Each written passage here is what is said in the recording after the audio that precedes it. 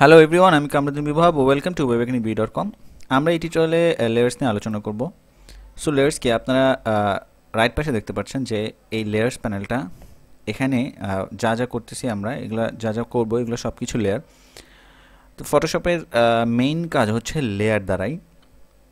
So layer প্যানেলটাকে আমরা স্পেসটা বেশি রেখেছিলাম কারণ আমাদের লেয়ার প্যানেলে কাজ বেশি থাকবে। আপনি উপরে উইন্ডো মেনু দেখতে পারেন, উইন্ডো মেনুতে গিয়ে আপনি লেয়ার্সে এখানে ক্লিক করলে আপনার লেয়ার্স প্যানেলটাই চলে যাচ্ছে। আবার F7 প্রেসের মাধ্যমে আপনি লেয়ার প্যানেলটি আনতে পারেন। সো এখানে আরেকটা ওয়ে হচ্ছে আপনি লেয়ার্স প্যানেলের নিচে রাইট বাটন ক্লিক করেন বা এখানে অপশনে গিয়ে প্যানেল অপশন থেকে করতে পারেন। আমি এখান থেকে দেখাচ্ছি। এখন রাইট বাটন ক্লিক করে আপনি ক্লিপ থাম্বনেলস টু ডকুমেন্ট বাউন্ডস এটা অলরেডি সিলেক্ট করা আছে ডিফল্ট, আপনি এটাও দিতে পারেন। এটা দিলে দেখতে পাচ্ছেন যে আমার এই লোগোটাকে লোগো দেখাচ্ছে এবং এই পিএইচডি লোগোটাকে লোগো দেখাচ্ছে। বাট আগে কি হয়েছিল, আগে হচ্ছে যে আমি আবার আগের অপশনে দিচ্ছি, প্যানেল অপশনে যান, অপশনে গিয়ে ইন্টার ডকুমেন্ট দেন। ইন্টার ডকুমেন্ট দেওয়ার পরে আপনি দেখতে পাচ্ছেন যে এই পুরোপুরি ডকুমেন্টের মধ্যে লোগোটা ঠিক এই কোণায়, লোগোটা ঠিক এই কোণায় এবং এই পিএইচডি লোগোটা ঠিক এই নিচে। সো ইন্টার ডকুমেন্টের ভিতরে আপনার লোগোটা কোন জায়গায় আছে এটা দেখাচ্ছে।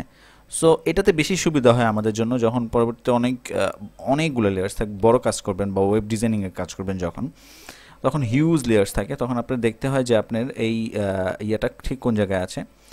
এবং আমরা লেয়ার্সে এভাবে হাত রেখে আপনি ডাবল ক্লিক করবেন। ডাবল ক্লিক করার পরে আপনি দেখতে পাচ্ছেন যে এখানে লেয়ার্সটাকে রিনেম করতে পারছেন। সো লেয়ার্সটাকে রিনেম করে করে আমরা সবসময় কাজ করব। আরেকটা হচ্ছে আপনি এখানে আইটা দেখতে পাচ্ছেন, এই আই চিহ্নটা হচ্ছে ক্লিক করলে লেয়ার্সটা ভিজিবল হবে, আবার ইনভিজিবল হয়ে যাবে, চলে যাবে। সো আমি যে ক্লিক করলাম, ক্লিক করার পরে দেখতে পাচ্ছেন যে বিজি লেয়ার্সটা চলে গেল। আবার ক্লিক করে আনতে পারেন। আরেকটা হচ্ছে আপনি অল্টার ক্লিক করে যখন আইতে ক্লিক করবেন, এই আই সাইনটাতে ক্লিক করবেন, তখন শুধু বিজিটা থাকবে আর সবগুলা হিডেন হয়ে যাবে। আবার অল্টার ক্লিক করে আবার ক্লিক করেন, আবার আগের মতো হয়ে গেছে। সো আরেকটা এবার আমরা লেয়ার্স নিয়ে এই জাস্ট সামান্য একটা ইন্ট্রোডাকশন দিলাম, পরবর্তীতে আরও কাজ করতে করতে আপনার লেয়ার্স নিয়ে বুঝতে পারবেন। এখন আমি আমার একটা ফাইল ওপেন করতেছি, ফাইল ওপেন। আমরা এই লেয়ার্স এক্সারসাইজ এই ফোল্ডারটি ডাউনলোড করে নেবেন আপনারা আমার ওয়েবসাইট থেকে। ওয়েবসাইটের আমি নিচে আমার ডাউনলোড লিঙ্কটা দিয়ে দিচ্ছি, অবশ্যই সাইন ইন করতে হবে ডাউনলোড করার জন্য। পুরো জিপ ফাইল থাকবে এবং আমরা লেয়ার্স নিয়ে এখানে যা যা আলোচনা করবো সব কিছু এখানে থাকবে। ফাইনাল ফ্রেমড লেয়ার্সটাও থাকবে এবং পিকচারগুলো যা যা লাগবে এগুলোও থাকবে। ওকে, আমি এখন এই পিকচারটা নিচ্ছি, এখন ওপেন করলাম। ওপেন করার পরে দেখেন পিকচারটা আমি গুগলস থেকে ডাউনলোড করাতে, তাই পিকচারটা এরকম ছোট ছোট মানে লোগো আছে যাতে পিকচারটা কপিরাইট না করা যায়। আমরা এগুলোকেও রিমুভ করে পিকচারটাকে পুরো ফ্রেশ একটা পিকচার করব, এটা দেখাবো আমি। এখন আমি যা করব, পুরো পিকচারটাকে সিলেক্ট করব। আপনি উপরে মেনুতে যান, সিলেক্ট মেনুতে ক্লিক করেন এবং অল দেন, বা আমরা শর্ট কি ইউজ করতে পারি Ctrl+A। আমি এখানে অল ক্লিক করলাম। অল ক্লিক করার পরে দেখতে পাচ্ছেন যে পিকচারটা সিলেক্ট হয়ে গেল। আবার আমরা সিলেক্ট মেনুতে যাই, আমরা ডিসিলেক্ট করি Ctrl+D। এভাবে আমরা পিকচারটাকে সিলেক্ট করতে পারি এবং ডিসিলেক্ট করতে পারি। তো আমরা শর্ট কি ইউজ করব Ctrl+A। দেন আমরা আবার সিলেক্ট মেনুতে যাই, আমরা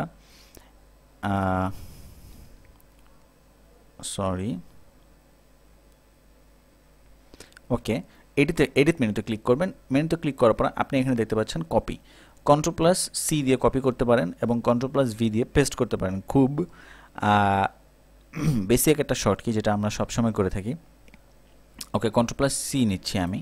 Ctrl+C দিয়ে আমরা এটাকে কপি করলাম এবং আবার Ctrl+V দিয়ে আমরা এটাকে পেস্টও করতে পারি।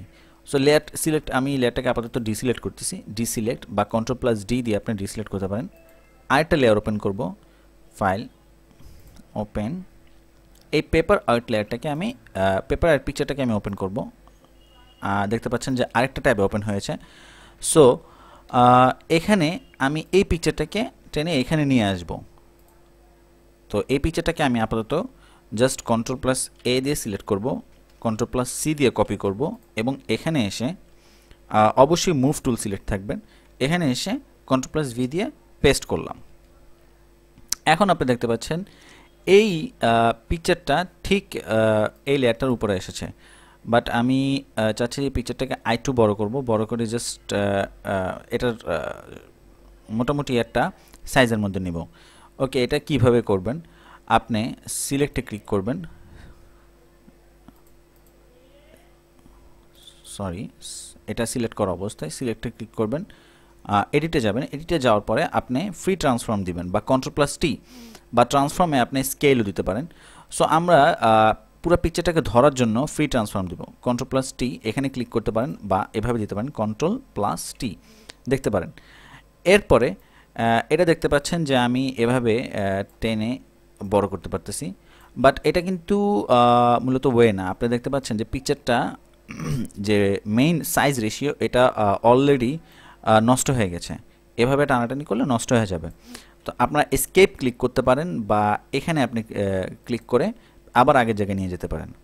সো এটার ওয়ে হচ্ছে যে রেশিও অনুযায়ী পিকচারটাকে আমি বড় করব কিভাবে, Ctrl+T দিবেন, টি দিয়ে শিফট প্রেস করে রাখবেন, শিফট কিটা প্রেস করে এটাকে টান দিবেন এভাবে, সরি শিফট কিটা প্রেস করে এভাবে টান দিলে ড্র্যাগ করতে থাকবেন, দেখবেন পিকচারের রেশিওটা ঠিক থাকবে।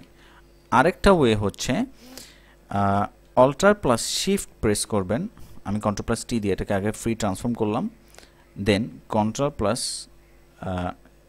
Alt+Shift এই দুটা কি বাটন প্রেস করে আপনি যখন ড্র্যাগ করতে থাকবেন ঠিক মাঝখান থেকে এটা পিকচারটা বাড়তে থাকবে, আপনারা দেখতে পাচ্ছেন।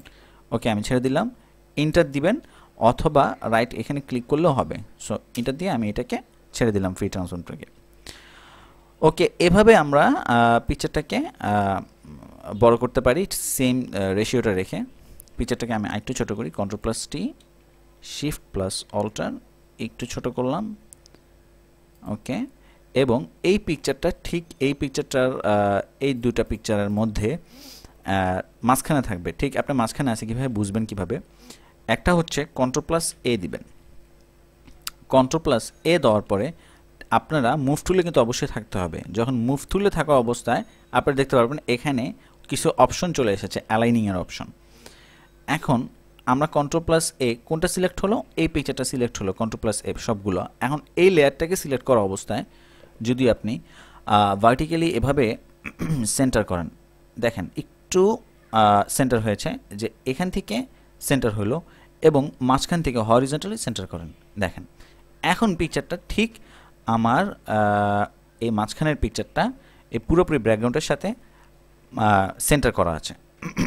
সো এভাবে আমরা adding, scaling and aligning layers সম্পর্কে লেয়ার্স নিয়ে আলোচনা করলাম। সো নেক্সট টিউটোরিয়ালে আমি লেয়ার্স নিয়ে আরও কিছু ডিসক্রাইব আলোচনা করব, এবং আমরা আলোচনার মাঝখানে আমাদের এই কাজটাও আমরা শেষ করব। Okay, so thank you for watching, নেক্সটে আবার দেখা হবে।